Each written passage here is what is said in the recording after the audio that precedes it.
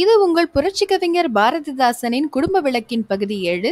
சென்ற பகுதியில் கணவனுக்கு மனைவியானவள் உதவி புரிகிறாள். இப்பகுதியில் தன் பிள்ளைகளுக்கு உதவி புரிகிறாள். வாருங்கள் பார்க்கலாம். தலைவியானவள் தான் பெற்ற பிள்ளைகளுக்கு செய்யும் சேவகத்தை குழந்தைகளுக்கு தொன்று என்ற தலைப்பின் மூலம் கூற வருகிறார் கவிஞர் அவர்கள். வாருங்கள் காணலாம். பிள்ளைகாள் என்றனள் கிள்ளைகள் வந்தனர். பிள்ளைகளே வாருங்கள் என்று தன் குழந்தைகளை அழைக்கிறாள்.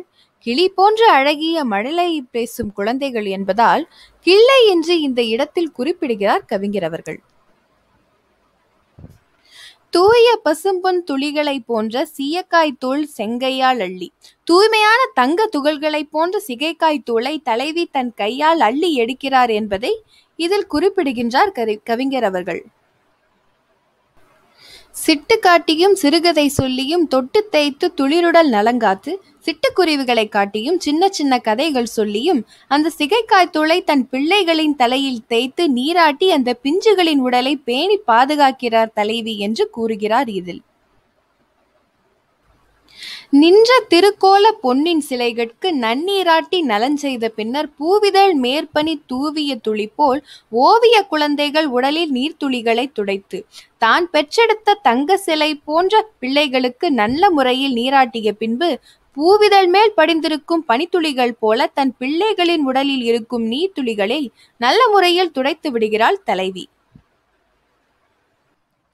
நெஞ்சில் சுரக்கும் அன்பை அடங்காதவளாய் அழகு முத்தளித்தே பரப்பீர் பச்சை புறாக்களே என அவர் அறைக்குள் ஆடை பூண்டம்பலத்தாடினார். தன் நெஞ்சில் சுரக்கும் அன்பை அடக்க முடியாதவளாய் தன் பிள்ளைகளுக்கு முத்தமிட்டு நல்ல ஆடை உடுத்தி போய் விளையாடுங்கள் என் பச்சை கிளிகளே என்று இன்முகத்தோடு கூறுகிறாள் தலைவி.